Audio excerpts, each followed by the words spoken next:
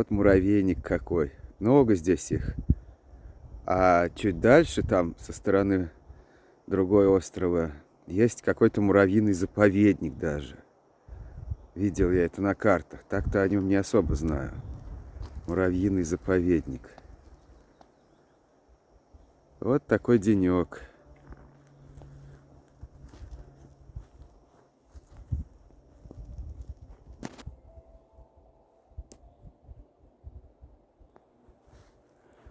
Буду опять готовить яйца куриные с огурцом. Вот тут заряжается павербанк и фонарь. От 2 батарей, чтобы быстрее и эффективнее было.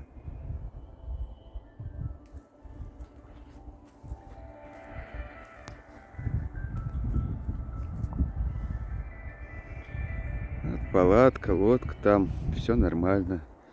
Решил сегодня спальник проветрить, посушить немного.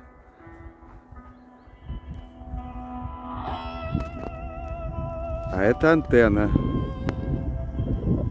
Вон туда идет на ветку.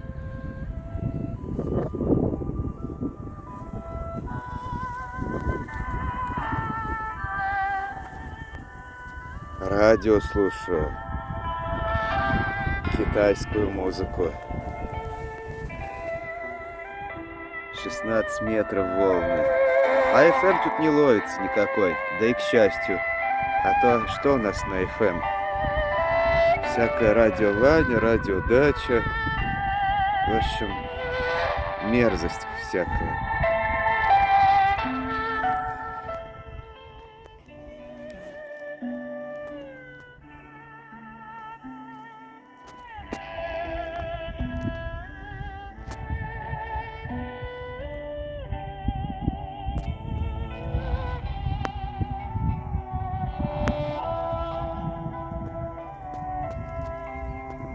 Дрова, как обычно, прикрыл листом. Плохо горели, сырые. Ну, может, сейчас немного подсохли. А вот это мой монопод. Такой вот штатив. Импровизированный. Здесь пилю для печки дрова.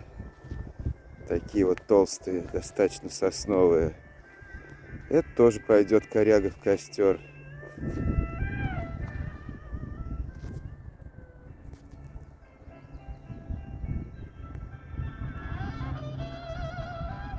Вообще все хорошо, но опять ветер.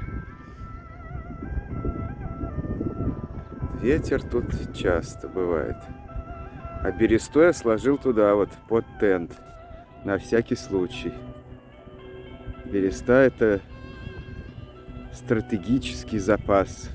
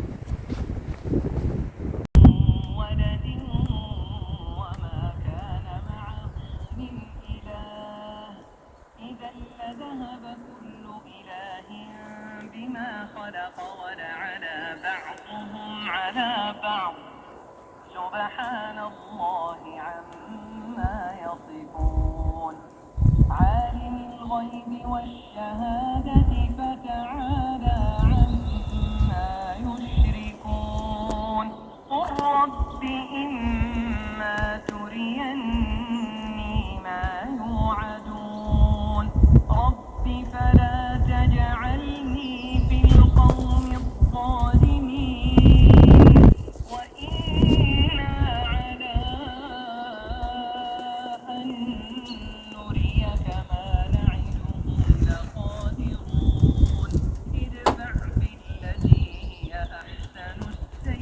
خشيته نحن أعلم بما يصفون وقل رب أعوذ بك من همزات الشياطين وأعوذ بك رب أن يحضرون حتى إذا جاء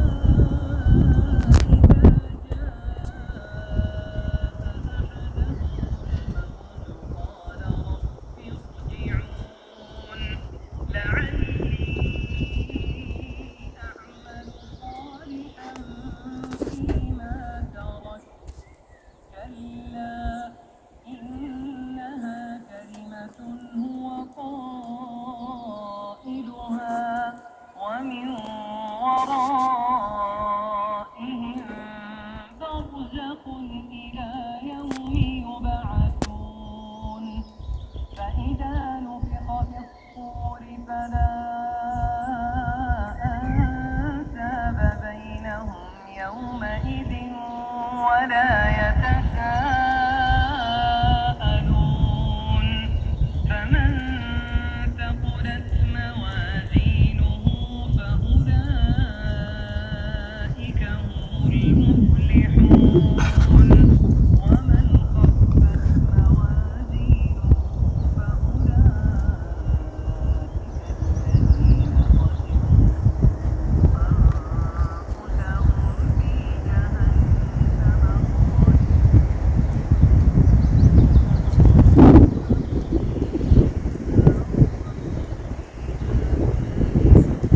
في جهنم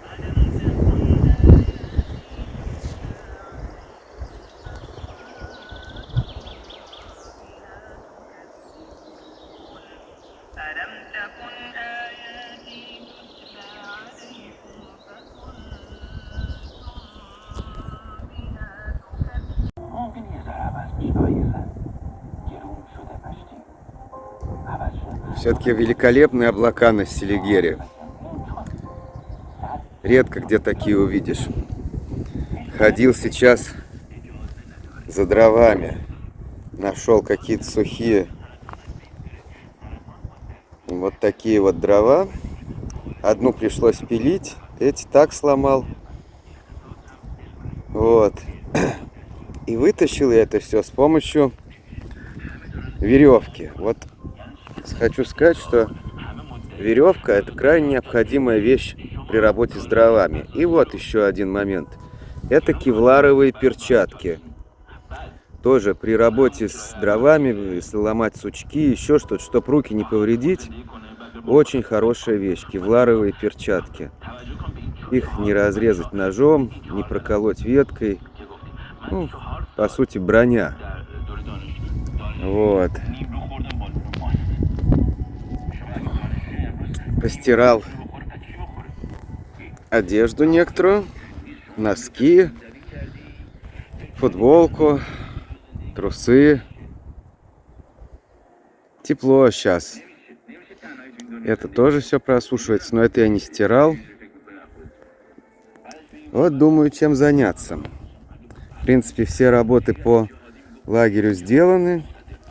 Есть я особо не хочу. Сегодня тоже надо будет грибы готовить, потому что они уже на грани, так сказать, на грани они, в общем. Заряжаю павербанк. К сожалению, в нем сами элементы 18650 так себе. К сожалению, не успел я купить на Алиэкспрессе хорошие батарейки Panasonic. Поскупился, вставил туда какие-то старые. И вот расплачиваюсь. Мало в нем емкости. На 1-1,5 раза зарядить телефон хватает. Вот. А это будет ночью костер хороший. Завтра, к сожалению, дожди прогнозируются.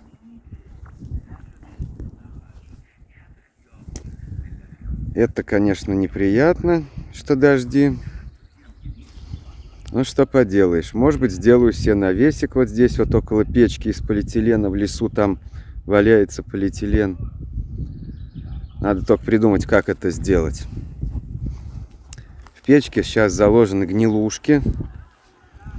Такие вот, как в костре. Это гниль. Ну, тоже горит. И в печке они просто заложены с целью поддерживать там огонь. Чуть-чуть тлеет. Когда будет надо, я раздую. А вот интересная вещь тоже хотел показать. Обратите внимание, как натек конденсат. Очень много конденсата идет. Вот так вот в палатке, если будет, это трагедия, катастрофа. То есть вот здесь вот сделано так, что конденсат натекает. Вот он тут выгорает. А тут опять же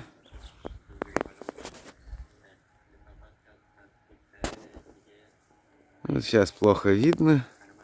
В общем, конденсат это такая вещь очень коварная. Надо про это помнить. Вот, а что готовить буду сегодня? Скорее всего, гречку опять буду делать. Вот слушаю радио. На длине волны 16 метров. Иранское радио. Или радио для Ирана, бог его знает. А тут есть еще и выступление турецкого какого-то деятеля. Не, все, закончилось, теперь музыка. Эрдоган, по-моему, выступал. Ой, упало полотенце. Побрился сегодня.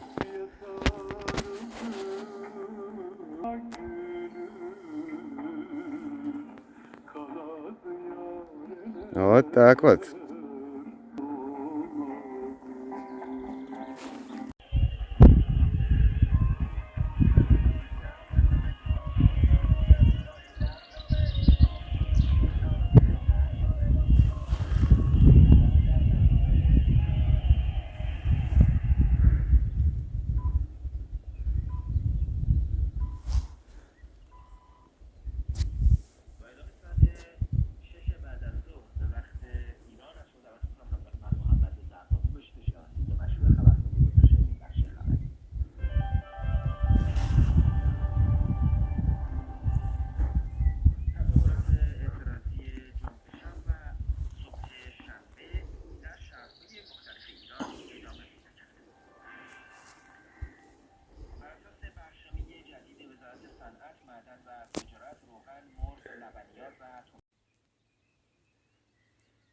Вот какая красота вечером тут.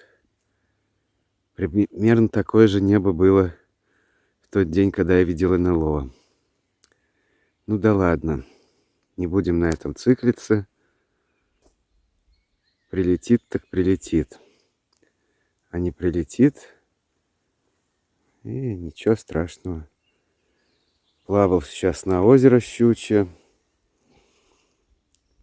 Кидал спиннинг, кидал так и сяк. Ничего не поймал.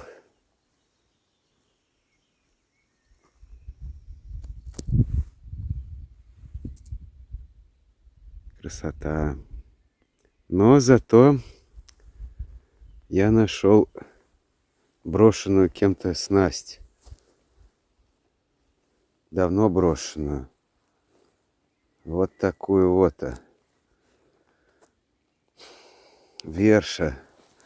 И в ней останки погибшей там рыбы. Вон они там. Какие-то потроха. Череп. Не щука ли? Нет. Ну, кто его знает. Щука такой не заходит. Ракушки. Сейчас я почищу ее. Положу туда хлеб, сдобренный растительным маслом. И поставлю вот там в камышах. Может, что поймается. То без рыбы-то совсем не очень здорово.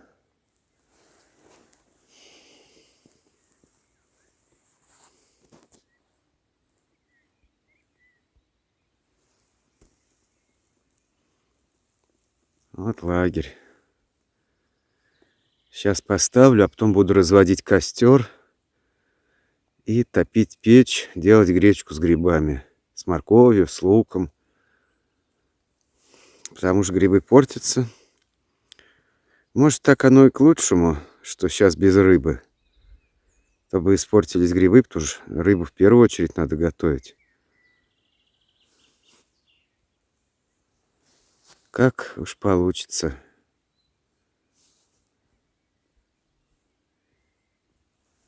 Красота.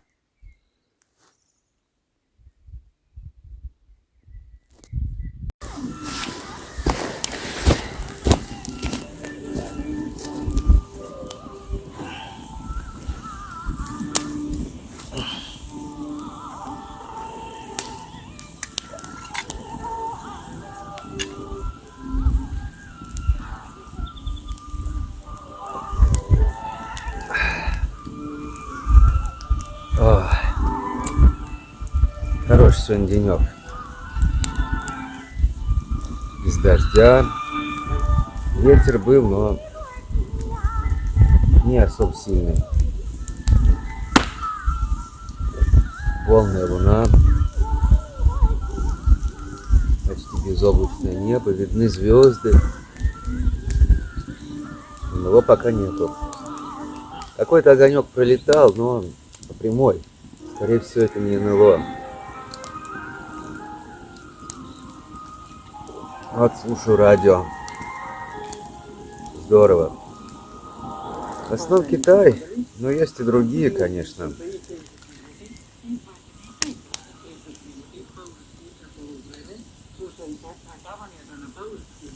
Есть и на русском языке китайские передачи. Ой.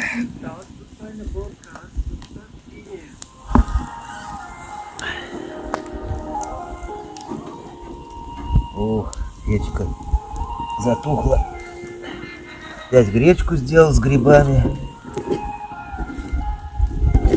Прежде чем загрузить дрова, надо угольки поближе к поддувалу притянуть, придвинуть туда.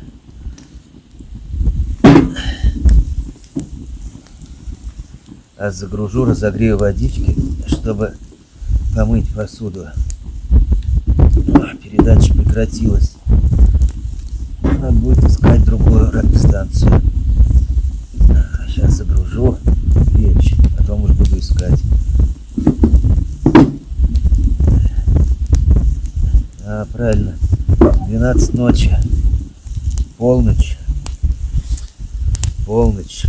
Наступила. Новый день. Быстро время идет. Нашел сегодня вершу. Видимо, лежала она там, не знаю уж сколько, может быть, с того года. В ней, что удивительно, останки щуки.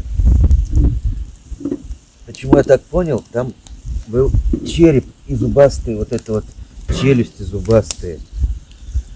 То есть, видимо, вершу обычная рыба заплыла, а щука за ней охотилась, застряла там и ужасной смертью умерла от голода, потому что выбраться назад не могла.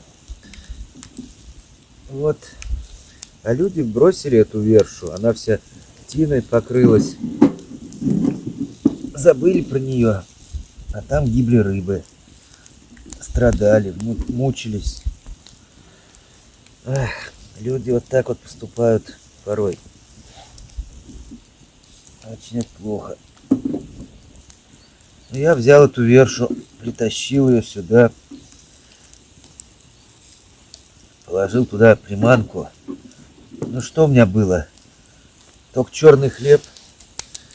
Я его чуть-чуть маслом смазал, порезал на такие кубики небольшие и в эту вершу, в общем, зарядил. Зарядил вершу и поставил тут неподалеку, где плещется рыба. Посмотрим. Дождливые дни обещают. Может, скрасит мое существование рыба какая-нибудь из этой верши. кто его знает. Ой. Вот надо... Ох, золой забилась.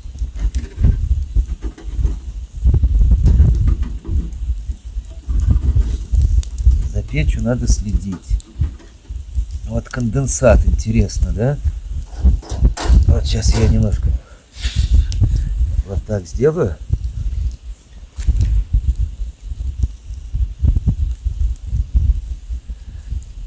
Разгорится. Сейчас потянет. Можно, конечно, и раздуть. Есть у меня устройство.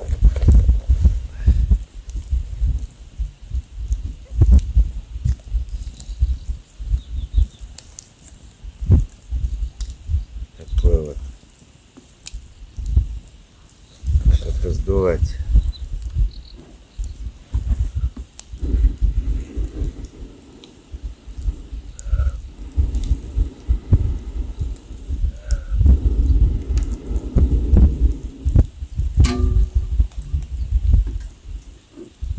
Вот и все. Одну такую трубочку я на Новый год в лесу, когда был, испортил, сел на нее. Она такая хрупкая оказалась. И вот что я хотел еще сказать. Восхвалить такого производителя, как снаряжение. Это питерская фирма. Это, конечно, не реклама никакая, просто мое мнение. Вот анорак. Жилетик, вот у меня пуховый снаряжение. Есть еще рюкзак снаряжение. Вообще все вещи этого бренда очень хорошего качества. Ну, то, что у меня было. Какие другие, я не знаю там. Может быть и не очень. А особенно у них есть, не знаю уж, производится ли он сейчас или не производится, удивительный спальный мешок форм-фактора саркофаг. Вон там рыба какая-то огромная или что-то плюхнулось в воду. Вот бы в вершу мою попало. Саркофаг, короче, спальный мешок на минус 30 там. На синтетическом утеплителе весом 3 килограмма или там больше. Очень своеобразной формы.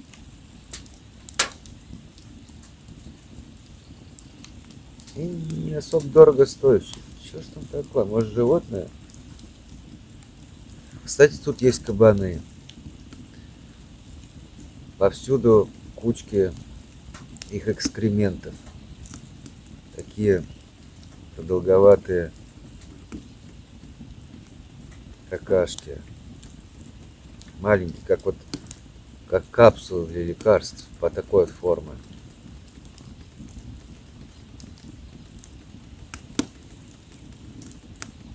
Кабанов тут полно. Там вот вообще и здесь есть. Ходит, у него как печь разгорелась. А сейчас я ее ослаблю. Мне надо, чтобы она горела тихонько. Так. И вот так. Вот, все.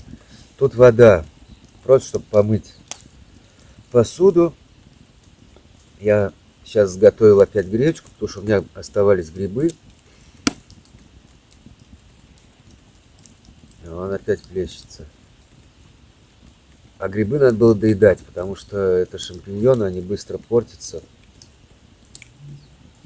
Вот. Я их пожарил с луком да с морковью. Ну и гречка. Вот. Потом вместе с этим всем обжарил.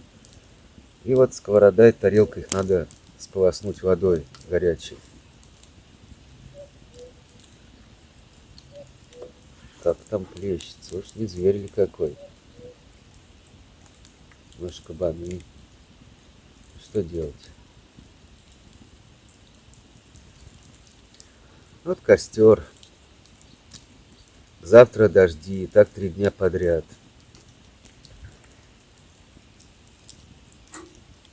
Три дня. и понижение температуры до 4 градусов. Жуткое дело.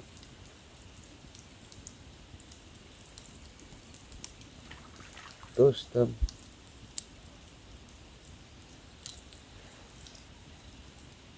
Странное тут все-таки явление происходит.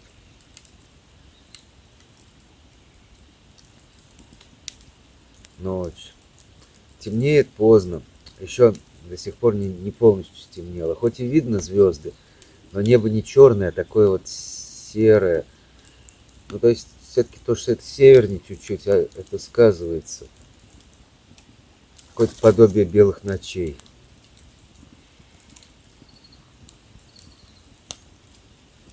Да, попью чай сейчас и соберу все вещи, все уберу, подготовлюсь к дождю и пойду спать. Спится тут хорошо. Прямо оздоровительный сон. Вообще, этот поход, он имеет оздоровительный характер. Я никуда особо не иду, куда-то там перемещаться. Нет смысла. Я здесь стою на этом месте и хожу в радиальные путешествия. Плаваю на лодке на озеро Щучье. Буду искать еще протоку. Еще одно там озеро есть. Может, конечно, она заросшая, но посмотрю. Пешие прогулки совершаю туда-сюда. Место очень хорошее. Тут такая мелководная лагуна. И, видимо, это защищает от моторок. Здесь мелко и очень много травы. И они сюда не заезжают. Поэтому тут тихо, спокойно. Вон напротив островок. Туда тоже будет экскурсия. Еще не был там. Все мимо проплывал несколько раз, а на самом островке не был. Надо посмотреть. Там есть стоянка, точно. Я видел с воды.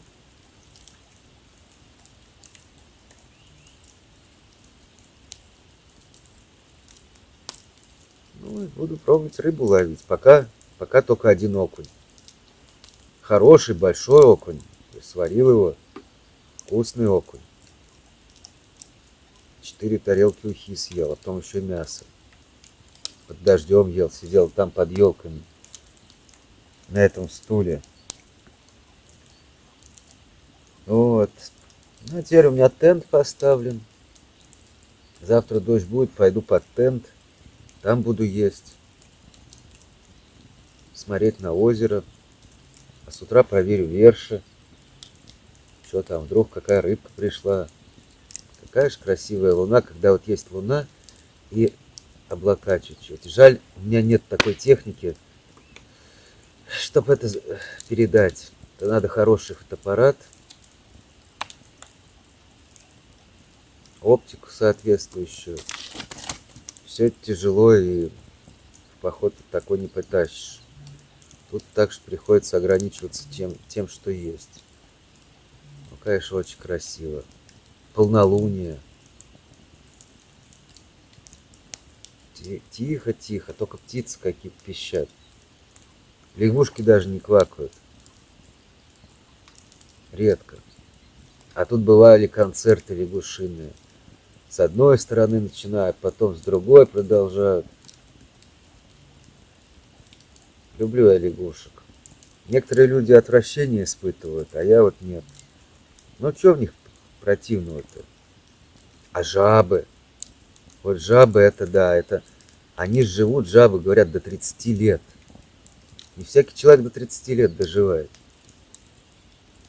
Многие вон до 18 только доживают, и потом не доживают, к сожалению. Ужас, трагедия. А жабы 30 лет. И они очень деликатные жабы. Я помню на Шлине. Тоже вот так же ночью. Что-то я там делал у костра. Поворачиваюсь и смотрю, жаба. Она такая вся сжалась. Уже ждет чего-то плохого от меня. Я говорю, ну что ты, жаба? Разве я тебя буду обижать? Зачем? Иди себе спокойно. Я тебя не собираюсь трогать. Да и вообще животные, конечно, нас боятся. Много мы зла им причиняем. Не только жабам, всем. Жестоко относимся к животным. Это нас не красит. Вот есть такой парадокс Ферми. Типа бесконечная вселенная, огромная, как минимум. Столько возможностей для зарождения жизни. И мы нигде не видим ее следов. Никто с нами не общается, никто нам не выходит на связь, тут ничего. В чем дело? Как сказал, не помню кто, то ли Саган, то ли кто-то еще. Обе возможности равно ужасны. И что мы одни, и что мы не одни. Ну так вот, я думаю, что, скорее всего, мы, конечно, не одни. Но то, что мы ничего не видим, тут есть этому несколько объяснений. Во-первых, что человек хочет увидеть? Какие-то радиопередачи? Но это абсурд. Какой смысл передавать радиосигналы на межзвездные расстояния, когда они будут идти десятки, сотни, тысячи, миллионы лет? Связь, она как бы тем и полезна, что она происходит быстро. А если там миллион лет ждать ответа, то в такой связи нет смысла.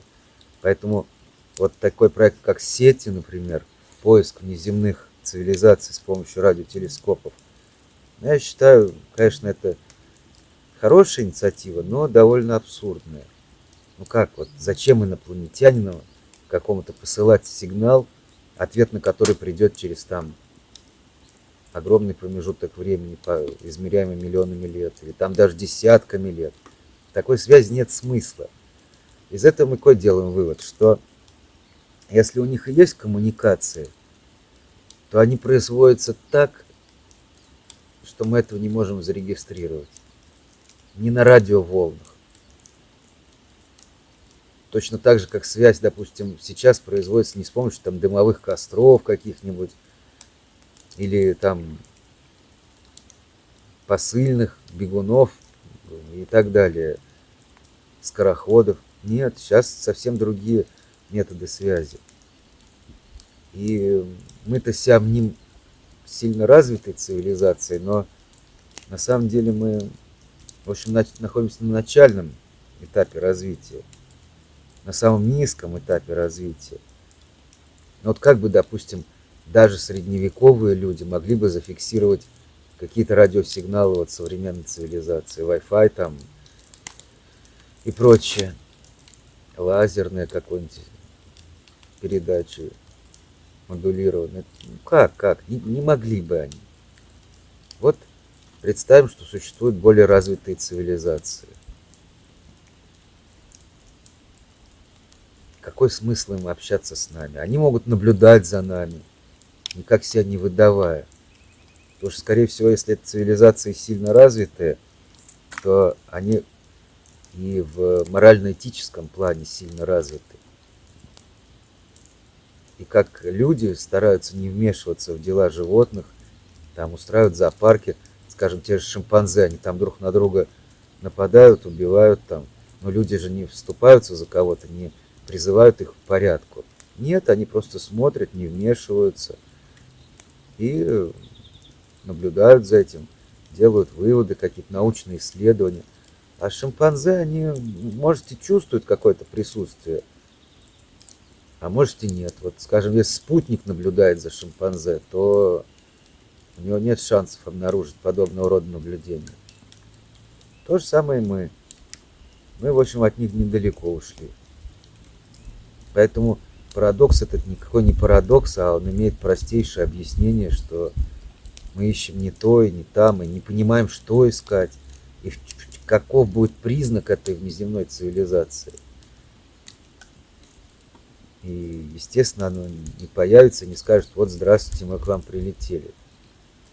нет, потому что они понимают, что это будет то же самое, как каким-то племенам изолированным, когда они живут, приходят представители цивилизованного мира, и там в результате начинается эпидемия, начинается воровство, начинается еще что-то, нехорошие вещи, племя погибает.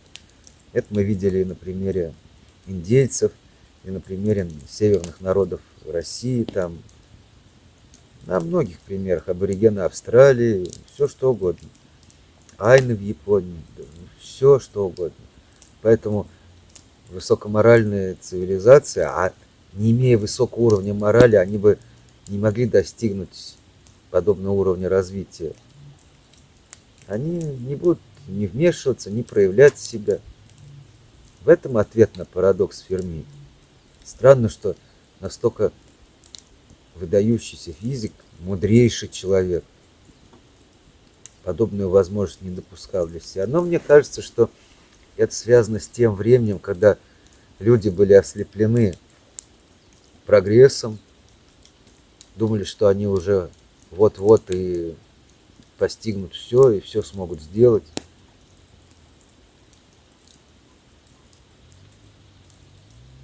Но не так вышло. С каждым разом мы убеждаемся, что люди, в общем, недалеко ушли от шимпанзе. А может, в чем-то шимпанзе нас и превосходит. Постоянно войны, убийства, всякие другие вещи. Вот, допустим, смотрят эти инопланетяне на нас и думают, что же это за такие мерзавцы.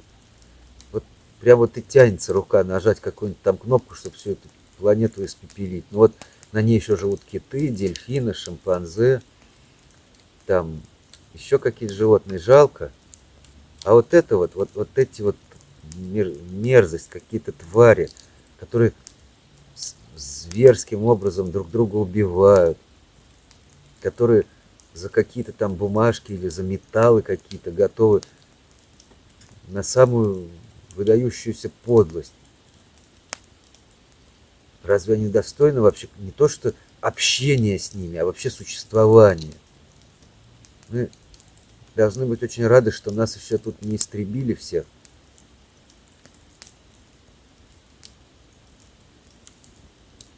А не то, чтобы с нами будет высокоразвитая цивилизация общаться. Мы вот тоже ведь как бы не очень-то хотим общаться с низкоразвитыми людьми.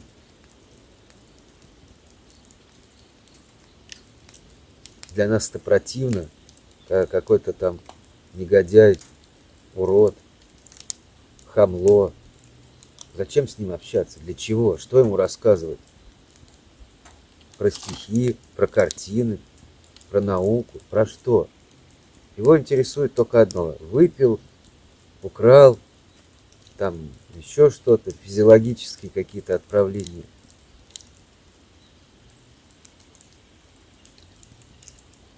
Это неинтересно с такими общаться. Вот поэтому с нами не общаются. Может быть, через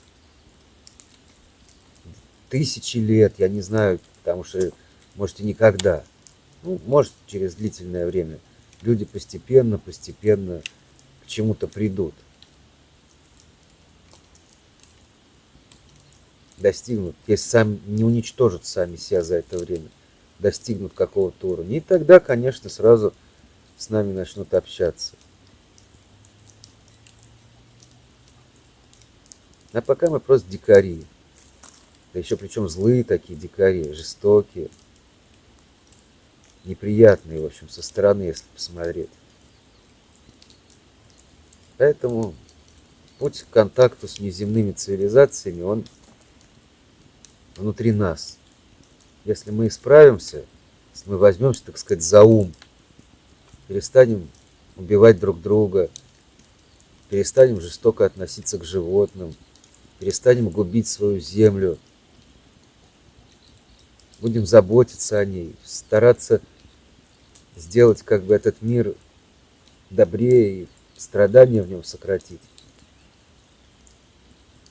а не то, что купить себе какую-то игрушку там глупую, а ради этого, чтобы купить там телефон или машину или еще что-то, кого-то обмануть, предать, а то и убить. Нет, это не вариант.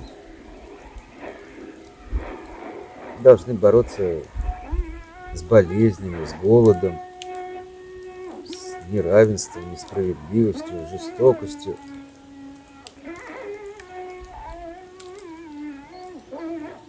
И тогда, может быть, на нас обратят внимание. В хорошем смысле слова. Прилетят, поговорят, руку пожмут и скажут: вот вы молодцы, все, с вами можно дружить. Мы вам поможем, подскажем, дадим, что вам надо. Потому что вы не используете это во зло. Вы не сделаете из этих технологий оружие, там, не будете убивать друг друга какими-то сверхсовременными методами. Никто же не дает шимпанзе автомат или гранаты там, тем более ядерную там ракету. Нет. И даже холодное-то оружие не дает никто. Так и мы. Ничего мы не получим, ничего мы не узнаем, пока мы будем себя вести вот так вот, как сволочи. А сейчас, к сожалению, это очень актуально. Прямо вот сейчас.